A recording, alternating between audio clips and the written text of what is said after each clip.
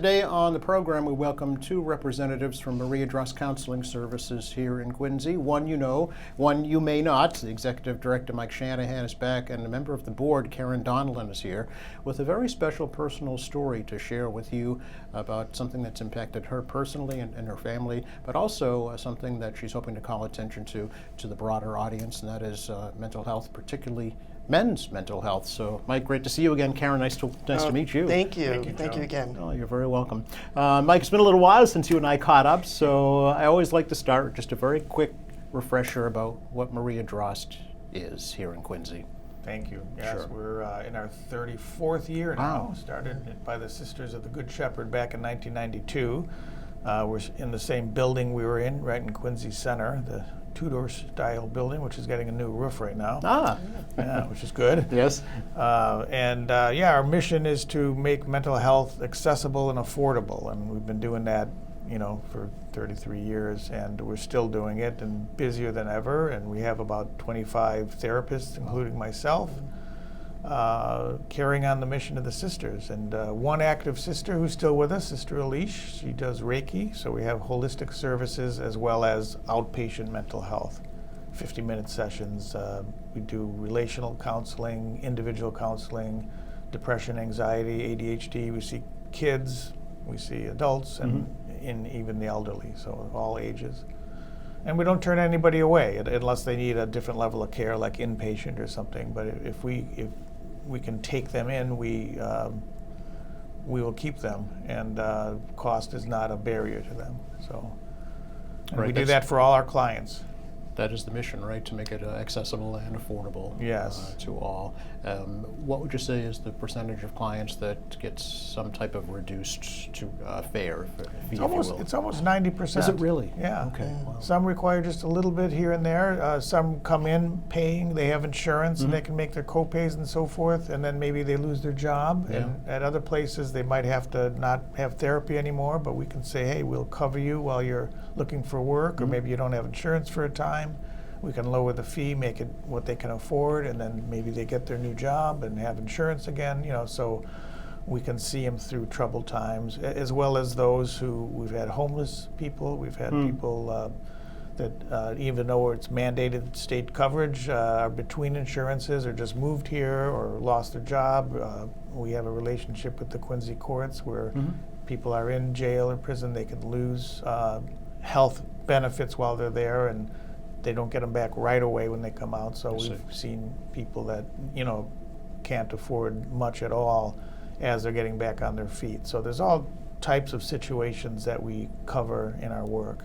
And it's very rewarding. Our staff is filled with compassionate people who, I always say we live compassion so that we can carry out our mission as the sisters did, really reaching out to people where they're at and understanding them. And that's the beautiful part of working there, and I think everybody feels that who works there, that we're living well and doing good work and doing it in a professional way. We're all licensed or on our way to getting licensed in the state, and there's supervision and training that we do for interns. We have a new intern coming this fall, and one continuing on from last year, so we'll have 2 interns again this year. And more than half of our current staff are interns who've been part of our program, who've stayed on because they were treated well and they believe in the mission. So it's a great organization. I'm in my 13th year there. And Has it been that long? Yeah. Okay. And I was on your show year one when I remember. came in. So. Sure, yeah. But yeah, it's going well, and I feel privileged to work there. So Yeah. I love it. I don't want to go anywhere unless the board, says okay. Well, as I mentioned, Karen is a member Yes. of the board. How did you first get involved with Maria Oh, Drost? geez, so long ago. It was probably about 98. Oh, really? Sister Joanne Westwater. Oh. Yeah, they always say when she touches you, you can never say no. It was absolutely true. Yes. I had many a hug from Sister Joanne Yes. Westwater, and it really went into your soul. It really for did. But It she really was did. dedicated to the mission. She was lovely. wholeheartedly, And yeah. Sister Lorraine and, Yes. and just Yes. the whole Good Shepherd family. Yeah, so it started back then. Okay. Fundraising, then the board was established at some point around mid-2000s, and so I've been with Maria Drost for for all that time. Wow, yeah. Marriage, children, Mhm. or you name it. I've been there with you. All the life So, stages, huh? Yeah. What was it that drew you to the mission, Karen? Well, I grew up in Dorchester. When I came to Quincy back in '93, very different community overall. And so I joined the Mayor's Commission on Status of Women okay. a long time ago. So at that point, I just wanted to give back. I started doing fundraising with my old high school, which was Monsignor Ryan. And that's when I met Sister Joanne. She was an MRM girl too. Oh, and okay. Yeah. So and then she, like I said, she touches you, and she brought you in, and I've been doing volunteer supporting networks. I volunteer at Father Bill's now. So Okay. whatever I can do to support the community, it's just, I tell people all the time, you don't have to go big, just go small and stay within your community, and it's all about helping others. Yeah. Yeah. So for when sure. you were impacted by a tragedy, the suicide Yes. of your brother, Yes. it was a no-brainer to determine how to give back, right? Yes, yeah, absolutely. And Maria Dross has really helped my family in all different ways, especially with Robert's family and my family as a whole. So Robert was one of those, I'll call him a Dorchester boy, really funny. But he had this network of friends that were knee-deep, probably 15 to 20, and they were just a great core group of gentlemen and women who supported each other, helped each other. And for Robert, being in HVAC, he was general manager, and he had his job for over 20-something years, but he struggled over the years, and for him, helping others was key for his sobriety, for his support mechanism. So I think on that level, what I'm trying to achieve is just get it out there, and it's okay to talk. And when I approached his family, they said, we really want you to focus on men, because they've already met a couple of families who have already gone through the same thing. Is that right? And it's usually, and you probably have the stats, but for men in general, you're looking at late teens, 20s, and then they get established, and then all of a sudden, you meet so many families who have been impacted by gentlemen who are in their 50s and 60s. Something triggers them, and they feel like they can't talk it out or whatnot. So for Robert, he tried so hard, and even on his last day, he's like, I really need help. I really need to talk to somebody, as he was going to work. That's how tragic this all is. Yeah. To know that, how close we are with Maria Dross saying, let me know if you need help, how I can get you in tomorrow, things like that. But I think it's a stigma of talking about your feelings. And I think that was the hardship in all of this, knowing that we were there to try to support. But, he tried everything that he could, and, he's at peace with himself, and we're at peace at this point. It was tragic at the beginning. It was only 2 years. Yeah. Oh, so it's been 2 years now? Yes, Okay. 2 years, yeah. Okay. Yeah. Do you have other siblings, Ken? Yeah, there's 5 of us Oh, wow. in general. Okay. And mental health, Mike knows my story, is my mother, when we were growing up, Irish immigrants, she struggled quite a bit. So for the first maybe 20-something years of our lives, we knew all about mental health, and St. Elizabeth's was a big support. They had a psychiatric hospital over there. But my mother, she's a true testament of what you can do by holding and finding the right medication. She started getting her life back. She was a babysitter. She was a cleaner. She was so happy at the end. So she was happy with us, and she was happy with life. And I do see her as a testament that you can do this with a good support mechanism. And she always, just at the end, she knew exactly what she wanted. And I think, I'm proud of where she ended up, and she came to Quincy, and she was here the last 20 years of her life. okay. And, All right. So big support. That sounds like a lot of that stamina has rubbed off on you. Yeah. Because you have decided, Karen, Yes. to walk Yes. 400 miles from Yes. Lisbon, Portugal, Yep. to Santiago, Spain. Yes. For really 2 reasons, right? Right. One, to raise money for Maria Drost. But Correct. 2, to call attention to what you say is the stigma of mental health, particularly when it comes to men. Yes, so funny enough, my husband, who's from England, he did the Camino almost 30 plus years ago. So what's when it called? It's the Camino de Santiago Okay. Compostela. So it's been around for hundreds of years. Yeah, I'd not heard St. of it James before. Way. Yeah. So if for those who are Catholic, fully understand that he did this walk to. He, from his standpoint, he did this walk to showcase, but it could start in France, it could start in Portugal, it can start in Spain. Oh. So there's multiple routes that you can take today's world. I see.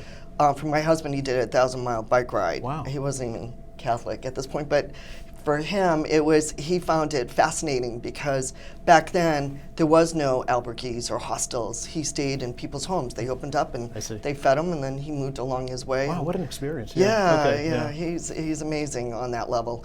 So for me, I've always had in the back of my mind, and most people will be aware of Martin Sheehan's movie, The Way Back. And then about 3 years ago, I was reading Andrew McCarthy's book, Walking with Sam. So he's an 80s icon who walked with his son, and he did the same route. And 3 or 4 years ago, I said to my husband, I'd really like to do that. Really? So with Robert's passing, I decided to retire at the end of last year Okay. from Shields after 30 years. And Shields Healthcare? yeah, Oh, Shields, okay. MRI, yep. So 29 years with those folks. Wow, Yeah, yeah. still. And to dedicate myself to figuring out what to do next. So I really put myself into volunteering at Father Bill's. I work with the folks over there and then start training for the Camino, which will take me about 6 weeks. I was just going to ask how long it would take. Yeah, Okay, it's all right. 400 miles, Yeah. 385. But I want to take my time, enjoy what I have going on. It's I always say it's me, myself, and I doing this walk. And then as we go along, I'll figure it out and how to do it. Read enough books and followed Really? enough. Yeah, and I think if you just breathe and take your time and discover what they can offer along the route. So Yeah. they're called albergues. You can go to a municipal, which you line up during the day and get a bed in a dormitory style. Atmosphere, you can do a private one. You can do hotels. You can do whatever you see. want. So for 6 weeks, I plan on only taking about 14 pounds of backpack and carry it along the way and meet folks and talk about why people are doing what they're doing. For all different reasons. I Yes, think. yeah, and you don't meet a lot of people who are doing it for what I'm doing it. Suicide awareness. Yeah, and- so I think it's important to talk about Robert as a Yeah. whole because he was like both of you. He's just he was amazing. He was always out there. In his last year he did about 5 trips with his wife, and his kids were off to college, and he was really enjoying himself. So from his standpoint, I think he really enjoyed the last year. So I just want to bring awareness that it's okay to talk, and I think that's the whole point. It's about talking, right? Yeah. Is that right, Mike? Is there still a stigma associated with speaking about mental health, particularly when it comes to men?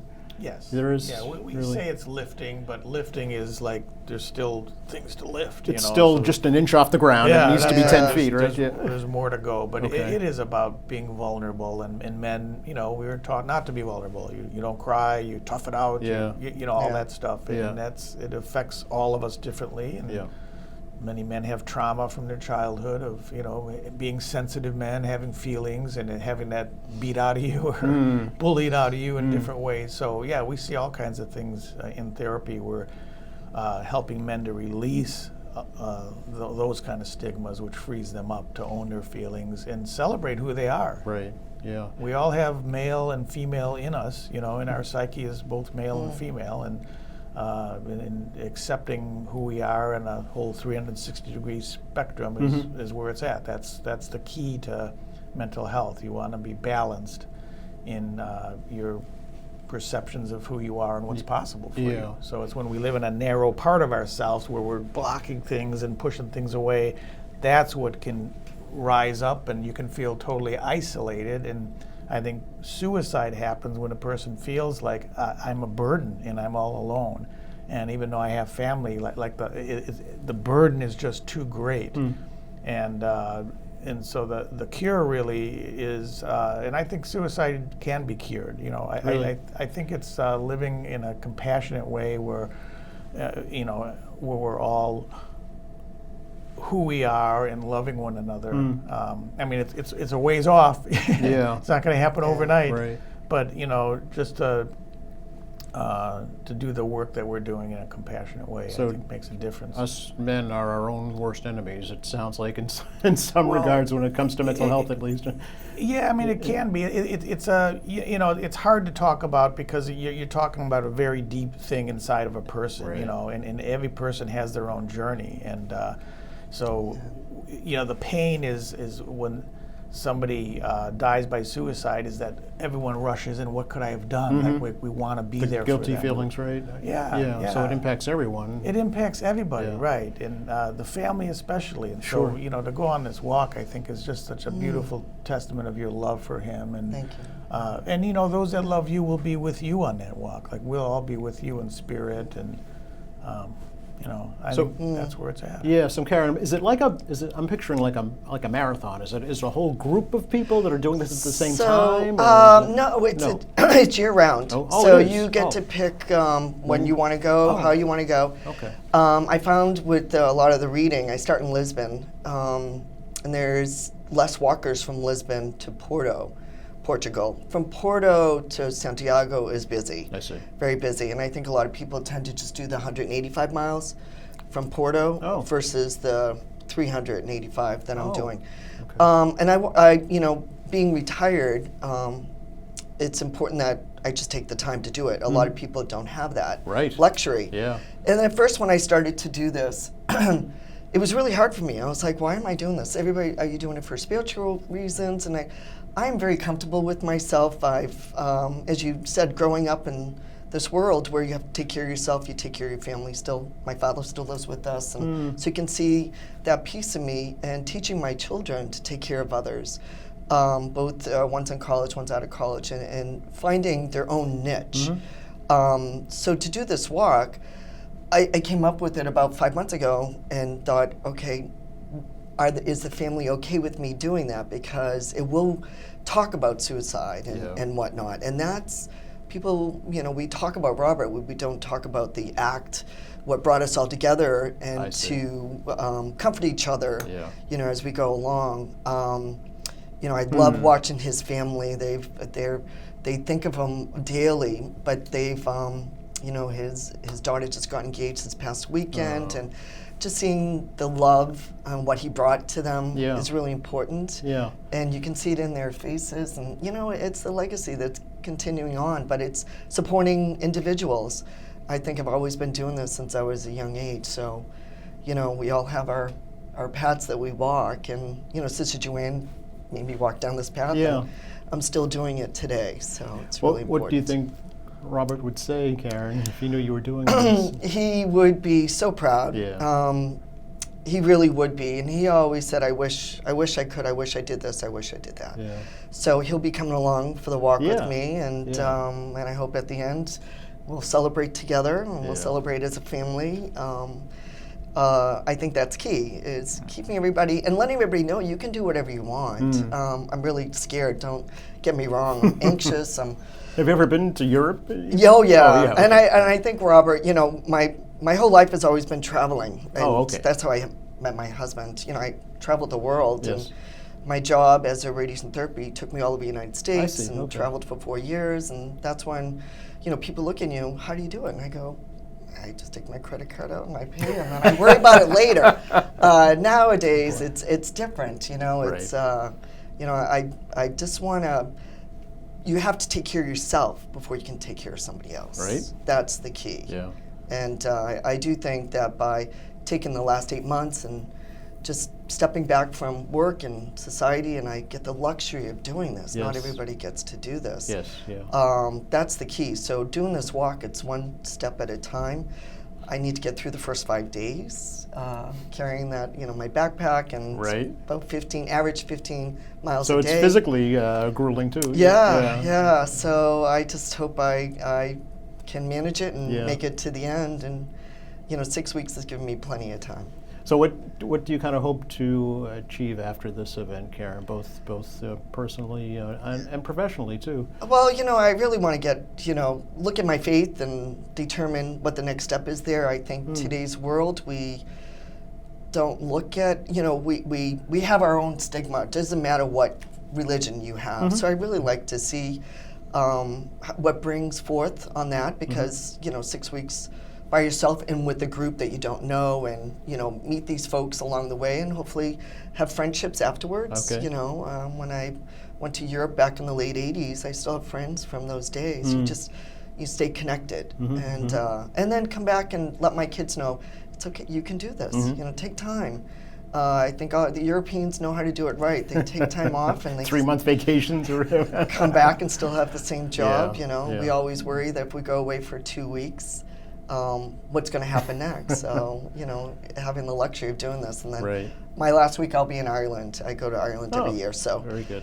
visit folks and take my time and hopefully regenerate before I get back to the States. Right. And determine what's next. Do you think this is still part of the healing, grieving process? I mean, it's only been 2 years. I never thought of it that way, but it certainly is. Yeah. I think all of us are doing different things to help heal ourselves, for sure.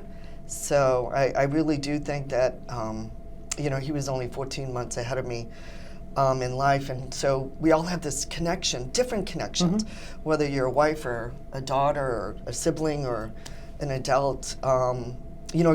It's really important to keep that person alive and well, and I met so many people along the way who lost their brothers or husbands or even sons, and it affects them even 10, 15 years later. Sure. It's still, the memory's still there. It's a different feeling. Yeah. Do you have a fundraising goal in mind for your walk? Yeah, so the fundraising goal is $25,000. Oh, We'd okay. love to initiate that and really get out there and publicly support, that men and women can call Maria Dross and just say, I would love to talk to somebody. And talking is key. And then establishing a way to find, what do I need? Do I need to travel down a medication route? Do I need to look at different ways to help nurture my thoughts? And Robert always said that I always said, what's the feeling? What are you feeling? He goes, there's always a dark cloud. You wake up and there's a dark cloud. And it's funny, I always wake up and there's beautiful sunshine and white clouds. So, I know along the way there'll be moments that I'm going to kick myself for doing this. Really? Yeah. I just, but, I'll just continue on and know that I'm doing it for a good cause and for myself and for my husband and for my kids. Yeah. Mike, will the funds raised from Karen's fundraiser go to any place in particular at Maria Drost? Well, everything goes to support the the lowering of the fee. We charge I see. $150 for a 50-minute session of therapy, and often that fee is reduced for everybody. So that's the amount we have to make up. So whatever Karen is raising and graciously giving to Maria Drost will be put right towards making up that deficit. Okay. And our biggest, we don't have a lot of overhead. It's just the offices that we occupy and paying salaries. Right. So it goes right to just paying the therapists and, keeping our doors open. Certainly. Yeah. And we're very grateful to Karen, very humbled. Thank you. And I would think, if your efforts even help one person reach out and ask for help, then you've succeeded. Yes, Yeah. absolutely. Absolutely. Yeah, it's important that people can understand that they can call and chat and figuring out what they can do. It's important to have that. We're so lucky to have Maria Dross. Not a lot of communities have organizations like this, and knowing that the Good Shepherds established this so long ago, and it's still thriving, and I think that's key, is to know that it just wasn't 5 years ago, it was 34 years ago. Yeah. When will you be doing your journey, Karen? So I start the journey on the 25th of September. Oh, soon. Oh, okay. Yeah, I All leave right. in less than 2 weeks. Okay. And I will end October 31st. So Halloween back in Lisbon, Okay. flying back to Ireland for a week, and then, back to the States on the 9th of November. Very good. Yes. And how will you kind of document your journey or stay in touch, with folks back here? Yeah, so they have these apps. Oh, okay. It's called Find Penguin. Yep, and so anybody can follow. I made it public, so if people want to follow. And I'll put my journey on that on Okay. a daily basis and take beautiful photos along the way. Sure. From Lisbon is Santiago. It's an intercoastal, so we go through a lot of forestry. by the time we get to Porto down to Santiago, you know, there's a coastal route to do. And growing up in Quincy, of course, I really could use the ocean at that point Sure. to keep me going the Yes. last 2 weeks. So it'll be beautiful. Ending in Santiago, where they have, you know, almost 6 daily masses. Oh. 2 in English, I looked up in, you know, French and Spanish and Portuguese. So I really do hope that my last day there is just spending and enjoying the cathedral that's there. Yeah, yeah. It's a beautiful city. Will you be carrying anything personal of Robert's with you? No. Okay. No. Robert is always going to be up Yeah. there. You know, it's going to be rainy days and cloudy days, and that's how I think of him overall. It's beautiful to be outside, and then he'll pop in my head in a blink of an eye. Sure. So, yeah. To make a donation, givebutter.com/Karen's Camino, or Yes. text the word happy to 53555. Yes. All right. Yeah. Thank you so much. We do appreciate this. Oh, we're happy to help Yeah. you get the word out. Anything else you'd Thank like you. to share, Ray? No, for those who are thinking about doing the Camino, it's more of a mental challenge, you know, physically, certainly, but it's really about wrapping yourself around the fact that you're going to do this walk. You know, I look at my husband who has done an Ironman recently and is doing a marathon next month. Wow. And you can't compete with those folks. Right. So, you know, walking is the next step towards, you know, physical well-being and spiritual. Sure. For sure. Sure. Yeah. Mike, anything else? No, I'm just honored to be with you, Yeah. and I just love how you're honoring your brother and just Mm-hmm. you know bringing it forward, talking about suicide and not being afraid, and that's exactly what's needed. And you know, I just feel your love for him and your family, and Thank you. everybody is supporting you. I mean, like I said, we'll all be with you in spirit, and I know he will too. Like you obviously are carrying him in your heart, and he'll be there with you every step of the way. Yes. So it's a beautiful thing you're doing. Thank you. Good luck. Thank you. Please let us know how it goes. Yes, I will, definitely. And see how many pairs of shoes you go through. 2. 2 pairs. Okay. You got to remember, you can only take 14 pounds. There so- you go. You might have to buy some over there. You I never know, know. really. No, Yes. seriously, good luck. Thank you. I Thank hope you. it's successful in many ways for you. Thank you. You're welcome. And thanks for watching us here at AM Quincy. I'm Joe Catalano, and we'll see you next time.